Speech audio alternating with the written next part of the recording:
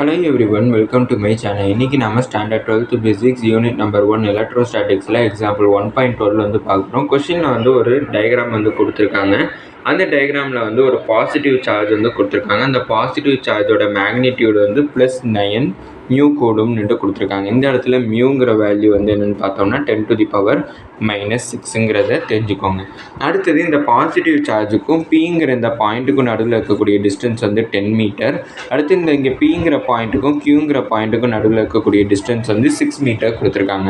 நம்மளை என்ன கண்டுபிடிக்க சொல்லியிருக்காங்கன்னா இந்த பி அண்ட் கியூ ரெண்டு பாயிண்ட்லேயுமே வந்து எலக்ட்ரிக் பொட்டன்ஷியல் எவ்வளோ இருக்குங்கிறத ஃபஸ்ட்டு சப்டிவிஷனில் கண்டுபிடிக்க சொல்லியிருக்காங்க. ஃபஸ்ட்டு நான் எலக்ட்ரிக் பொட்டன்ஷியலோட ஃபார்முலா எழுதிக்கிறேன். V is equal to 1/4/ε0 into Q/R. இதான் வந்து எலக்ட்ரிக் பொட்டன்ஷியலோட ஃபார்முலா.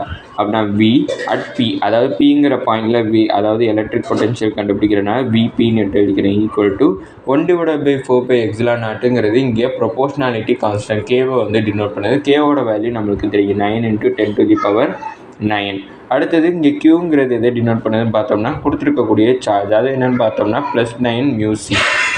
இந்த இடத்துல +9 μcங்கிறதுனால மியூவோட வேல்யூ வந்து 10⁻⁶. அப்படின்னா அதை நான் மல்டிப்ளை பண்ணிக்கிறேன் 9 × 10⁻⁶/R. ஆருங்கிறது டிஸ்டன்ஸ். அப்படின்னா இந்த பாசிட்டிவ் சார்ஜுக்கும் பிங்கிற இந்த பாயிண்ட்டுக்கும் நடுவில் இருக்கக்கூடிய டிஸ்டன்ஸ் வந்து 10 மீட்டர். அதனால் 10ன்னு எழுதிக்கிறேன்.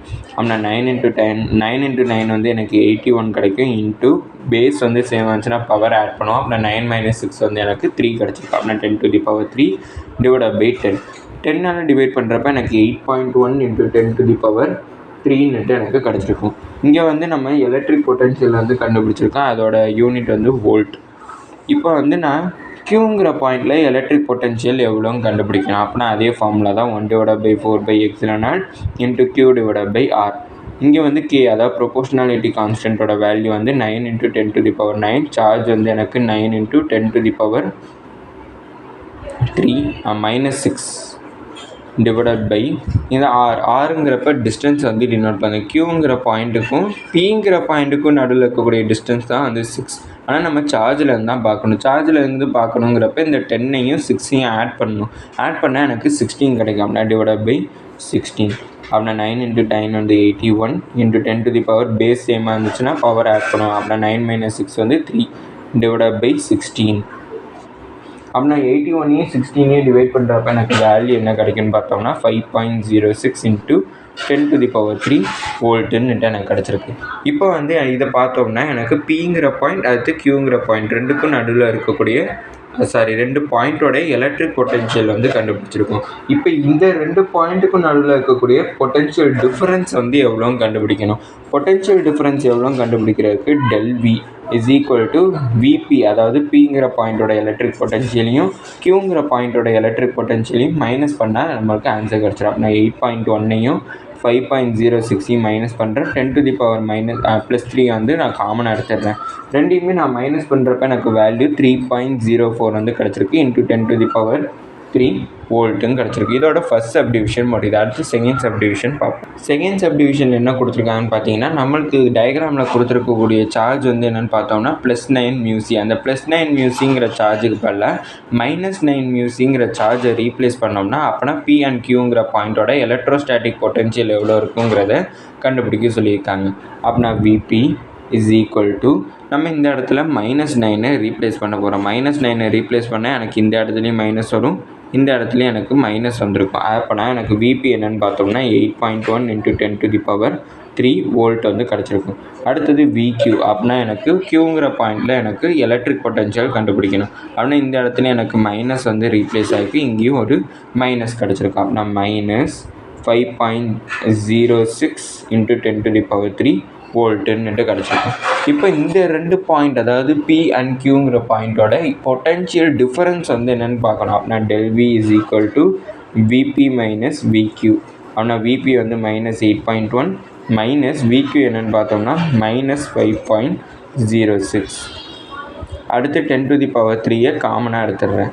அப்படின்னா -8.1 இங்கே மைனஸ் இன்ட்டு மைனஸ் ப்ளஸ் 5.06 × 10⁻3. இப்போ இது ரெண்டையும் மைனஸ் பண்ண எனக்கு -3.06 0.04 into 10 to the power 3 கிடச்சிருக்கும் வோல்ட். இதான் வந்து செகண்ட் சப்டிவிஷனோட ஆன்சர். அடுத்தது தேர்டு சப்டிவிஷன். தேர்டு சப்டிவிஷனில் வந்து என்ன கண்டுபிடிக்க சொல்லியிருக்காங்கன்னு பார்த்தீங்கன்னா ஒர்க் டன் வந்து எவ்வளோன்னுட்டு கண்டுபிடிக்க சொல்லியிருக்காங்க. எதுக்கு ஒர்க் டன்னுட்டு பார்த்தீங்கன்னா ஒரு டெஸ்ட் சார்ஜ் வந்து +2 μcங்கிற ஒரு டெஸ்ட் சார்ஜை வந்து நான் இன்ஃபினிட்டி ஏதோ ஒரு பிளேஸ்லேருந்து பாயிண்ட் க்யூக்கு வந்து நான் கொண்டு வரேன். இப்போ வந்து பார்ப்போம் இந்த இடத்துல டயக்ராமில். இதான் வந்து டயக்ராம். இந்த டயக்ராமில் வந்து க்யூங்கிற பாயிண்ட்டில் நான் +2 μcங்கிற ஒரு சார்ஜ், அதாவது ஒரு டெஸ்ட் சார்ஜை வந்து நான் கொண்டு வந்து வைக்க போகிறேன். அப்படியே ஒரு டெஸ்ட் சார்ஜை வந்து நான் வைக்கிறதுக்கு எவ்வளோ ஒர்க் டன் வந்து நம்மளுக்கு தேவைப்படும் அப்படிங்கிறத நம்ம கண்டுபிடிக்க சொல்லியிருக்காங்க. இப்போ வந்து நான் ஃபார்முலா வந்து எழுதிக்கிறேன் ஒர்க் டன்னுக்கு. ஒர்க் டன்னோட ஃபார்முலா வந்து என்னென்னு பார்த்தோம்னா W = Q × V.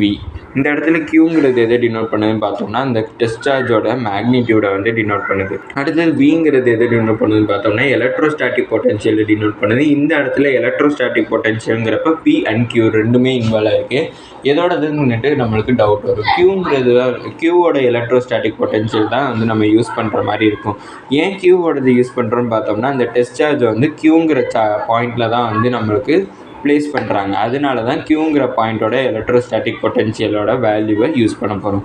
அப்படின்னா W = அந்த டெஸ்ட் சார்ஜ் வந்து என்னென்னு பார்த்தோம்னா +2 μc. மியூங்கிறப்ப 10 to the power -6. அப்படின்னா 2 × 10 to the power -6. அடுத்து அந்த electrostatic potential Qங்கிற பாயிண்ட்டோட electrostatic potential 5.06 × 10 to the power 3. அதை நான் சப்ஸ்டியூட் பண்ணிக்கிறேன். 5.06 × 10 to the power 3.